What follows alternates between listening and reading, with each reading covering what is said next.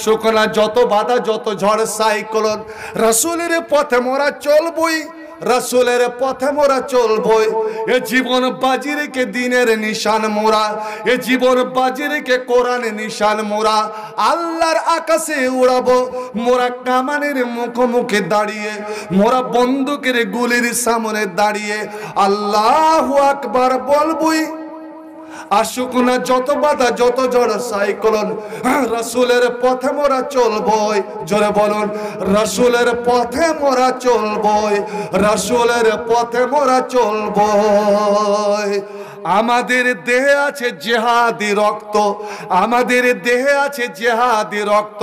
প্রাণে প্রাণে ইসলামী বিপ্লব।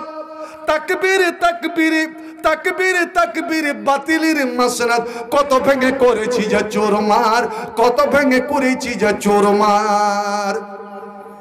এই শির অবনত আল্লাহর কাছে শুধু, এই মাথা অবনত আল্লাহর কাছে শুধু, নাই কোনো তাগুতের কাছে। সবুজ কাফেলা নিয়ে যাব মোরা একদিন, মঞ্জিল মকসুদ পৌঁছে, মঞ্জিল মকসুদ পৌঁছে। আমাদের ছোট অন্তরে, আমাদের এই ছোট অন্তরে রাসূলের প্রেম ছবি আঁকবই। আসুক না যত বাধা যত ঝড় সাইক্লোন, রাসূলের পথে মোরা চলবই, রাসূলের পথে মোরা চলবই। আপনারা জোরে বলুন তো, রাসূলের পথে মোরা চলবই। কালেমায়ে শাহাদাতে জপে জপে আমরা, একবার কলেমা পড়ুন তো, আশহাদু আল্লা ইলাহা ইল্লাল্লাহ ওয়া আশহাদু আন্না মুহাম্মাদুর রাসূলুল্লাহ। কালেমায়ে শাহাদাতে জপে জপে আমরা বেরিয়ে পড়েছি পথে পথে। কেঁদো না মাগো, যেতে দাও যেতে দাও বীর মুজাহিদদের সাথে, বীর মুজাহিদদের সাথে। জালেমের পাঞ্জায় বিশ্ব মুসলমান, জালেমের পাঞ্জায় ভারতীয় মুসলমান। কান্নায় ভাঙছে নীলাকাশ, আমরা ফুটাবো হাসি মজলুমানের মুখে, আমরা ফুটাবো হাসি মজলুমানের মুখে।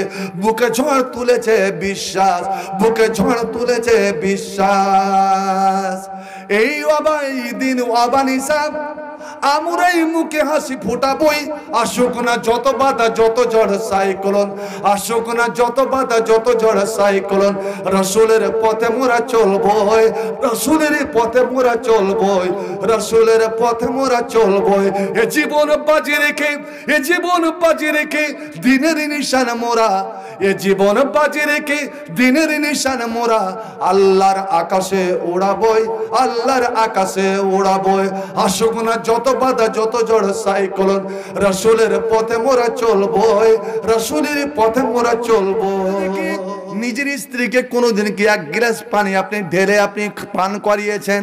নবী একদিন হাদিসে, ঠান্ডার রাত, ঠান্ডার রাত, নবী হাদিসটা শোনাছেন কি, মান সাকা ইমরাত ওজেরা, কেউ যদি নিজের স্ত্রীকে এক গ্লাস পানি ঢেলে যদি পান করিয়ে দেয়, এক গ্লাস শরবত স্ত্রীটার মুখে তুলে দেয়, একটা জুস যদি এনে স্ত্রীটাকে খাইয়ে দেয়, আপনি হোটেলে পেট ভরে খেলেন, আপনি পোলাও খেলেন, বিরিয়ানি খেলেন, স্ত্রীর জন্য কোনোদিন কিনেছেন বন্ধু? তো নবী আমার বলছেন আল্লাহ এতে তাকে নেকি দিবে, নেকি দিবে। একজন সাহাবী বসেছিলেন, আল্লাহরে ওর মনে একটা আরমান জেগে গেল, আমি তো আমার স্ত্রীকে খুব ভালোবাসি, কিন্তু জীবনে আমি স্ত্রীকে কোনোদিন এক গ্লাস পানি ঢেলে দিইনি, আজ আমি দিব। ও বেরিয়ে গেল, বাড়ি যাচ্ছে তাড়াতাড়ি, দেখছে বাড়ি গিয়ে স্ত্রী ঘুমিয়ে গেছে, স্ত্রী ঘুমিয়ে গেছে, নিন্দ পাড়ছে। পুরুষটা করলো কি, গিলাস খুঁজে বের করলো, গিলাস থেকে কলসি থেকে পানি ঢাললো, একদম ঠান্ডা কনকনা পানি। এরে অমুকের মা, অমুকের মা কি বলছেন, ওঠো ওঠো। কেন? আরে ওঠো না, আজ আমি নেকি করব, তুমি একটু আমার মদদ করো। করবে কি? ওরে তুমি যদি নেকি করতে চাও, আমি কেন মদদ করব না?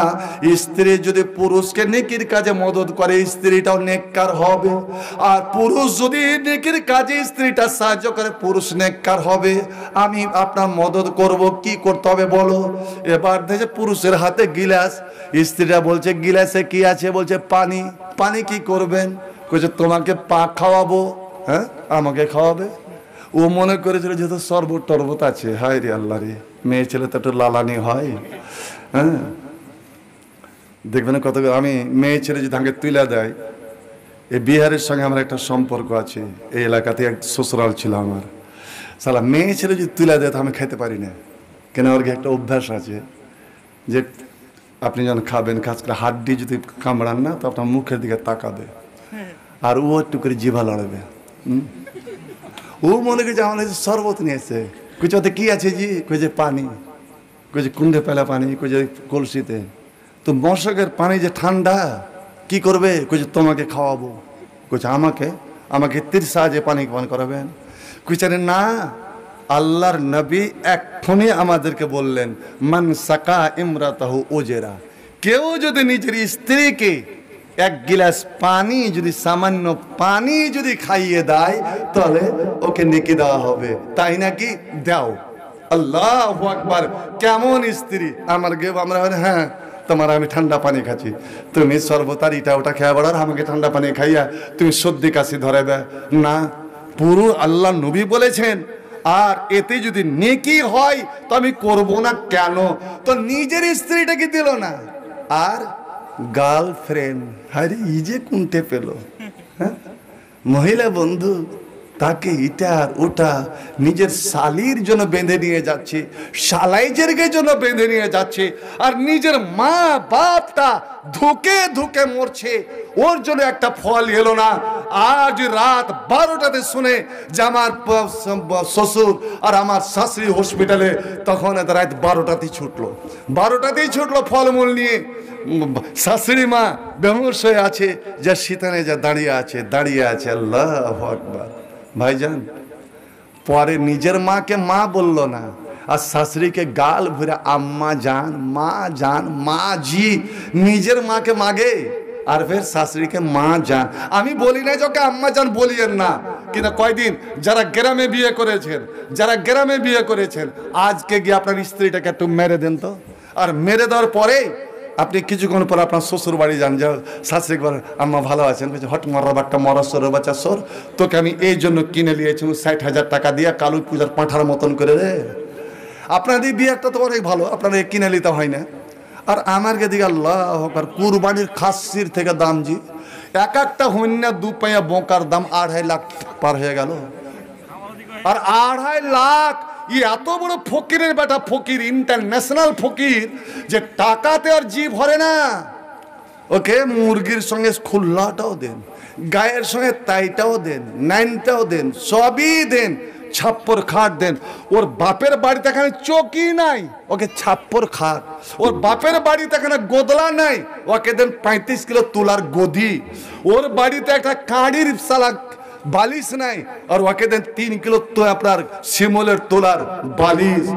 চিন্তা করেন, যার বাড়িতে পানি খরচ করার ছুঁচার একটা লোটা নাই, তাকে দেন 2-2টা কাঁসার বদনা। আপনাদের বিহারে যেন আল্লাহ হাওয়াটা না লাগায়, যার বাড়িতে বসার এখানে মেচ্চা নাই, তাকে দেন 2-2টা চেয়ার। যার বসে খাওয়ার এখানে সোপ নাই, তাকে দেন ডাইনিং টেবিল। বাপরে বাপ, যার ছুঁচা মুখটা, দাড়ি কামা মুখটা দেখার এত বড় খানা বুঁচা আয়না নাই, তাকে দেন ড্রেসিং টেবিল। আল্লাহ আল্লাহ। আর এত কিছু পাইয়াও শিয়ানার বেটা শিয়ানা, মাস্তানের বেটার মাস্তানি দেখেছেন? হ্যাঁ, জাড়ের দিন ঠান্ডা কনকনা জাড়, হ্যাঁ, কি স্বামী স্ত্রীতে একটু ভকঝক হয়েছে, মারলো মিঠুন ফাইট, আর ওকে বিছানাতে ফেলে দিয়েছে মেয়েটাকে।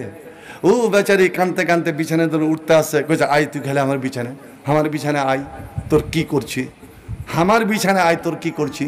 আর ইও শালা এমন ভালো মানুষের বেটি, ভালো মানুষ, একদম ডরিয়া কাবু হয়ে গেল। এই তুই রুখে দাঁড়া, বিছান তোর বাবার না আমার বাবার বল।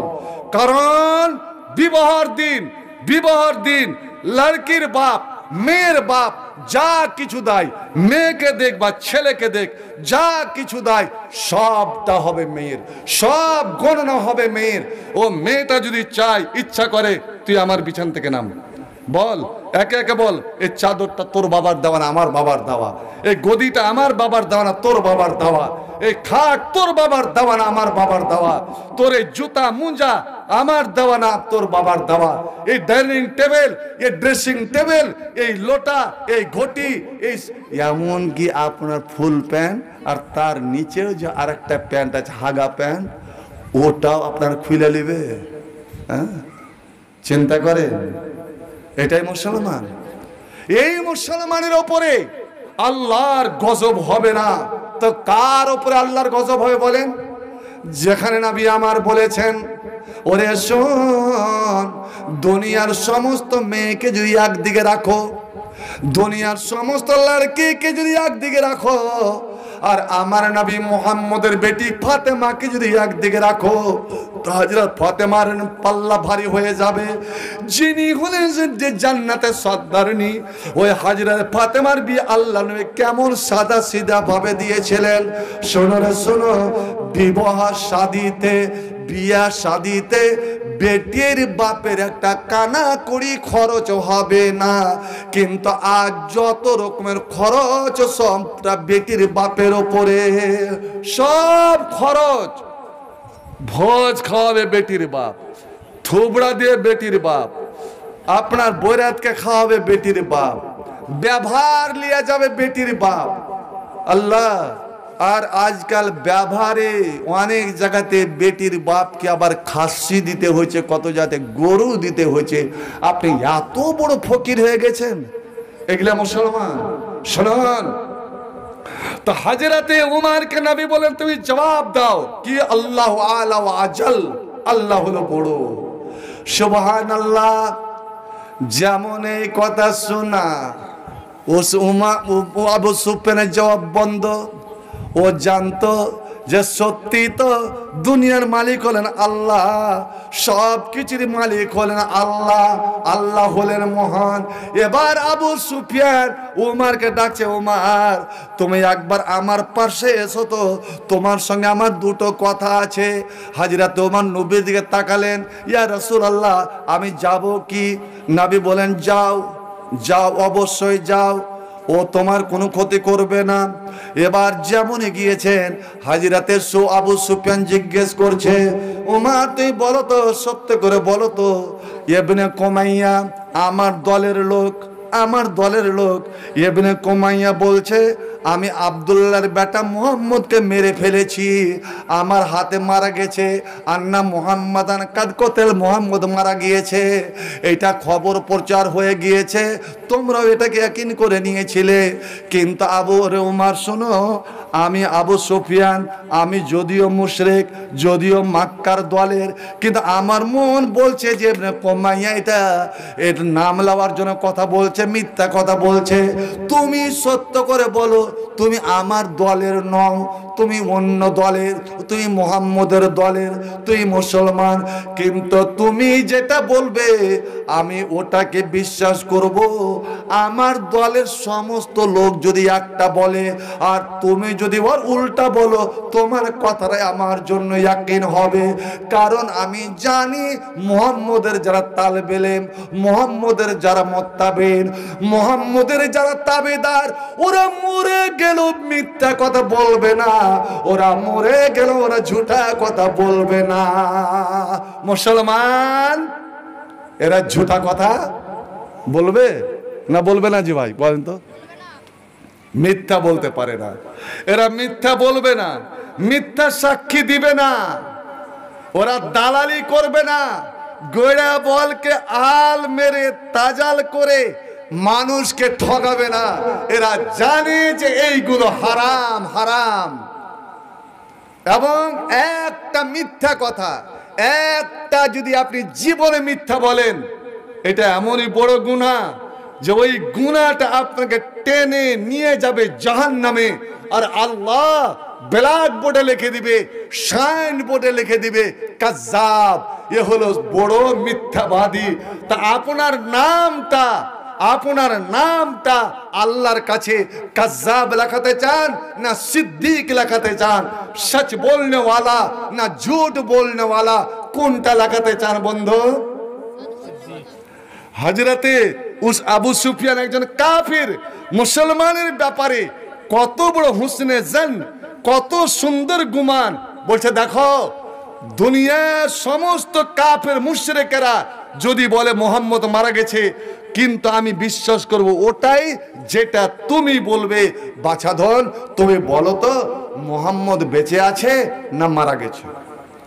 হযরত ওমর বলছেন, এরে হারবের বেটা আবু সুফিয়ান, মুহাম্মদ সাল্লাল্লাহু আলাইহি সাল্লাম আমাদের জানের জান, আমাদের কলেজার টুকরা, আমাদের প্রাণের প্রাণ।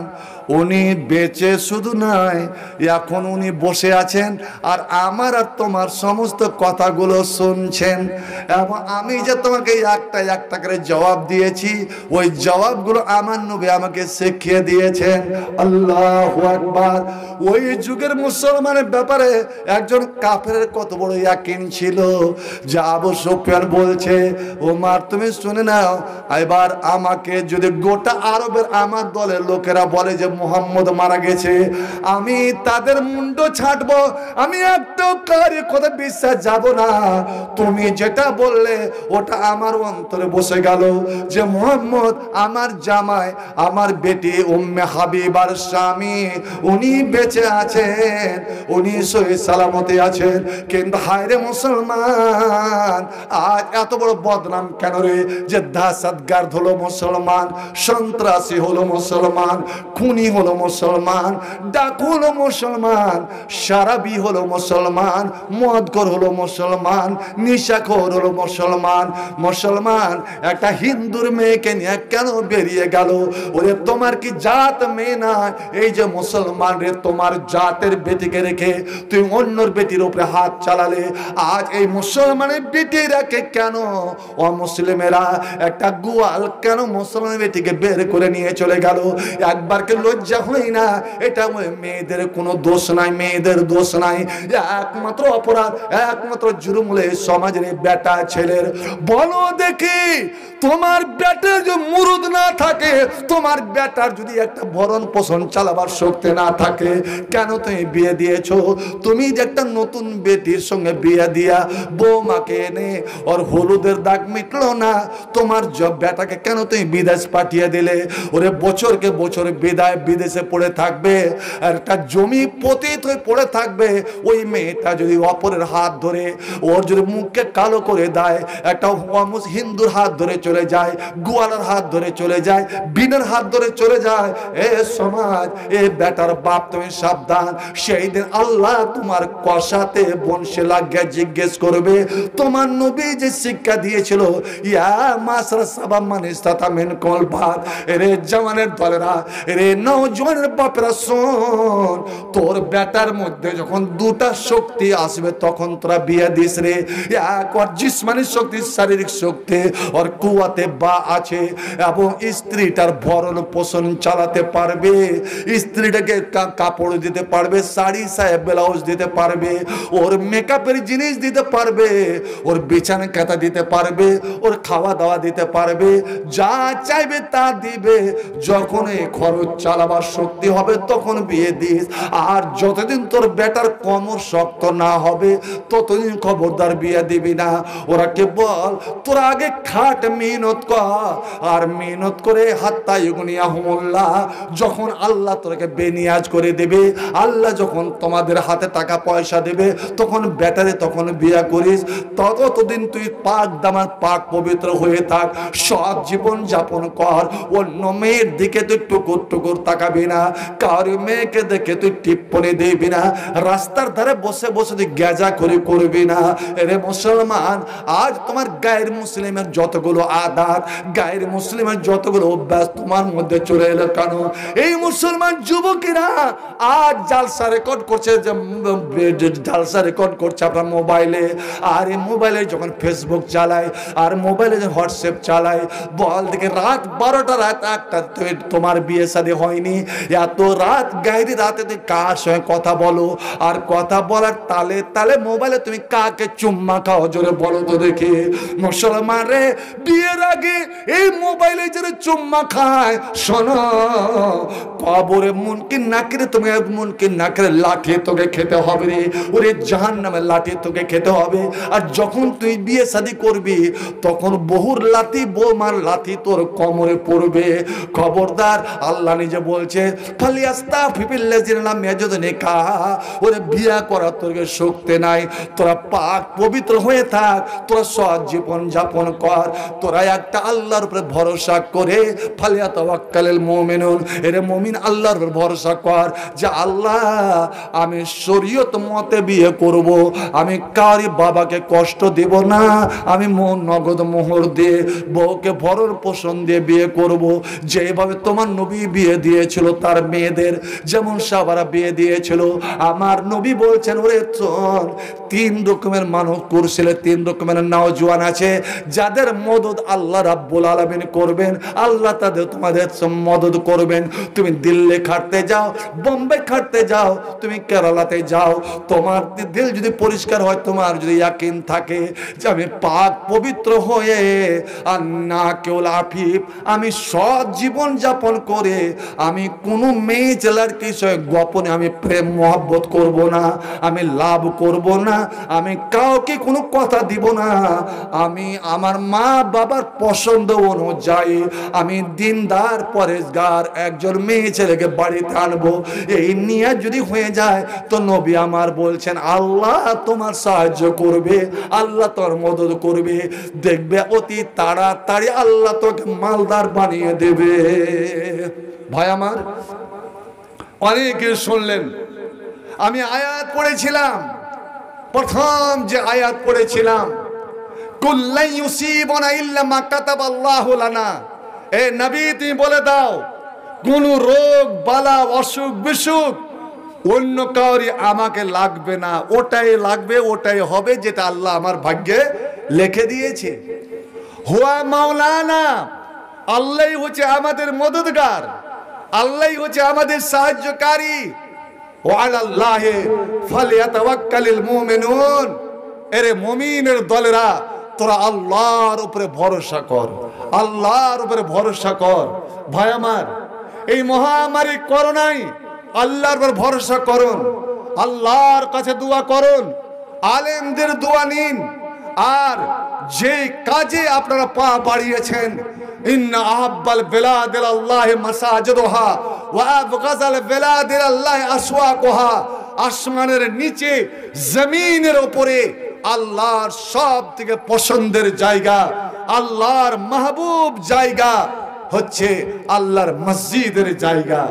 যেখানে মানুষ সাজদা করে, যেখানে মানুষ সাজদা করে, ওই সিজদার জায়গাটা আল্লাহর এতটাই মাহবুব, যখন আপনার পেশানিটা আপনি ঠেকিয়ে দিয়েছেন আল্লাহু আকবার বলে, আল্লাহর জমিনে এখনো সুবহান রাব্বিয়াল আলা মুখ দিয়ে বের হয়নি, সুবহান রাব্বিয়াল আলা বের হয়নি।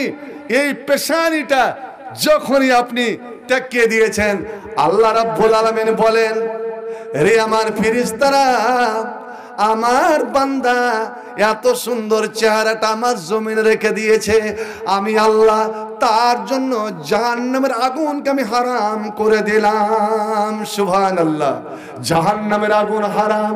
যে মসজিদের জন্য আমার জন্য জাহান্নামের আগুন হারাম হলো, যে মসজিদে হলো জান্নাতের বাগান।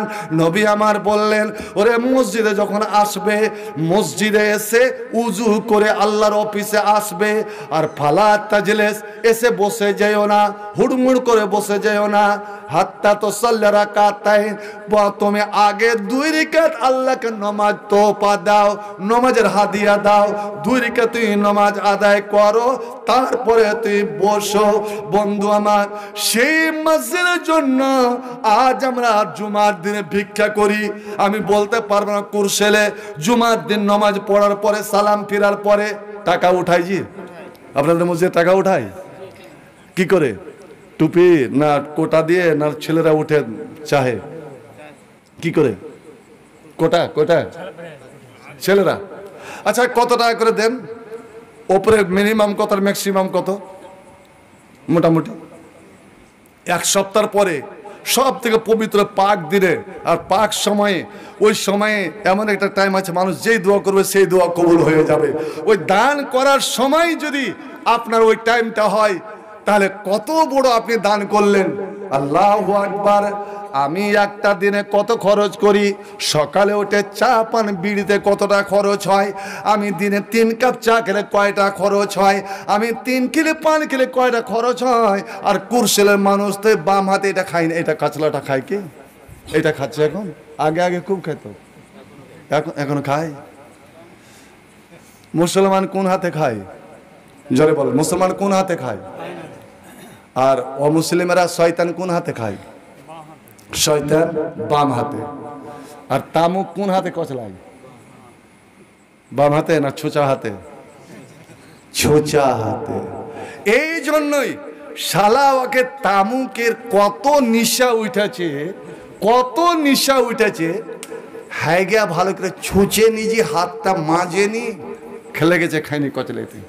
এই জন্য দেখবেন বিড়ি, সিগারেট, পান, জর্দা এগুলার মহাত্মা সহা যায়, কিন্তু খাইনির গন্ধ, খাইনির গন্ধ আর ব্যবসা পায়খানার গন্ধ সঙ্গে দেখেন তো ছি ছি ছি ছি। নিজের স্ত্রীটাকে আপনি পরীক্ষা করিয়েন, স্ত্রীটার থেকে তো পেয়ারা জিনিস কিছু নাই, যার জন্য আপনি মাকে পর করলেন, বাপকে পর করলেন, কিছুক্ষণ খাইনি আপনি গুচ্ছুতে ভরে রাখেন, আর তারপরে এই আনোয়ারের মা শুনতে রে কয়েছে কি জি শুন না ভালো কথা, হ্যাঁ তোমার কথা শুনলাম, বারবার তুমি না রে না, তোর লেগে একটা ভালো জিনিস এনেছি। এটা স্বামী স্ত্রী এক অপরকে করার জন্য বাহানা করতে পারে, পার্শ্বে জন আসবে, তাহলে আপনি বতকের মতন খাইনি পেঁচাক করে ফেলে দিয়ে বলে, আর একটু ঠোঁটটা শুঙে রাখতো রে, শুনবে জি ভাই, সত্যি করে বলেন শুনবে? লেচ্চা করে সারা ছুপ দিয়ে যদি না পালিয়ে যায়, আপনি কেমন পুরুষ যে আপনার ঠোঁট শুনলো না? আমার নবী বললেন তুই ভালো হবি না, আল্লাহর কাছে যদি ভালো হতে চাস, আল্লাহর কাছে ভালো না হলে তুই জান্নাত পাবি না। তোদের মধ্যে ওই লোকটা ভালো যে নিজের স্ত্রীর কাছে ভালো। ওরে তোরা দেখ, আমি আল্লাহর নবী মুহাম্মদ রাসূলুল্লাহ, আমার 9টা বিবি, আমার বিবিদের কাছে আমি কত ভালো রে। ওয়ানা খিয়ারুল্লে আলী।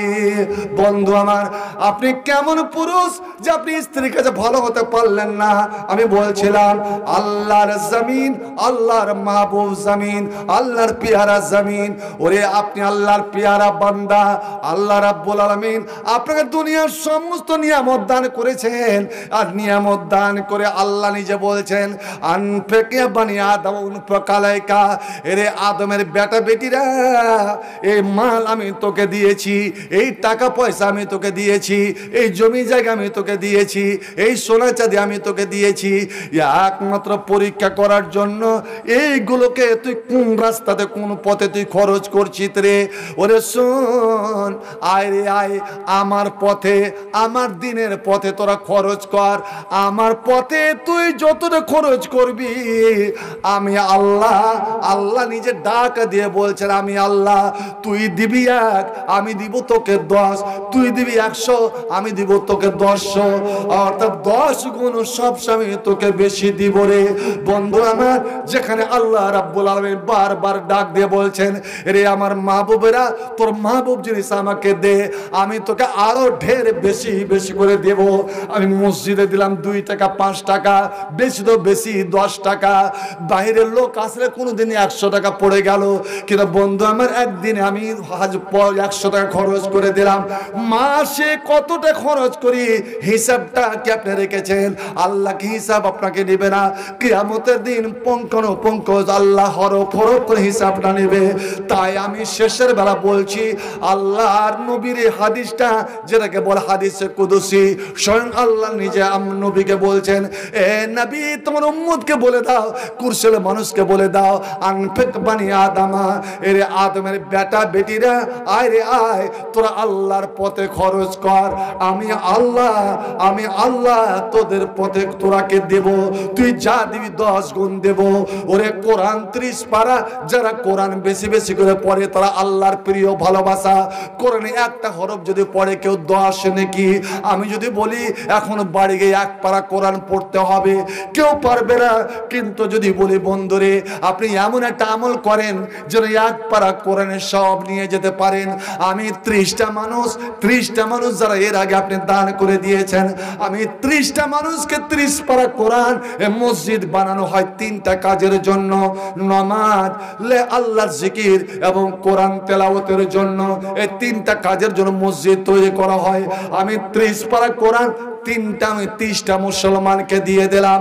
আর এর বদলাতে মাত্র 1 পারা কোরআনের বদলাতে আমি 500 করে আমি টাকা চাই। আমি আল্লাহকে দোয়া করব, হে মাওলাই কারীম, হে রব্বুল আলামিন, তোমার যে বান্দা বান্দিরা আজ মাত্র 500 করে নগদে বা বাকিতে দিয়ে গেল, আল্লাহ এদেরকে তুমি 1 পারা কোরআনের সওয়াব তাদের জন্য, তাদের মরা মা বাবার জন্য, তাদের ছেলে মেয়ের জন্য, তাদের আলে আয়ালের জন্য আল্লাহকে দান করিও। দেখি তো কয়জন আল্লাহর কালামকে ভালোবাসেন আর কয়জন আল্লাহকে ভালোবাসেন।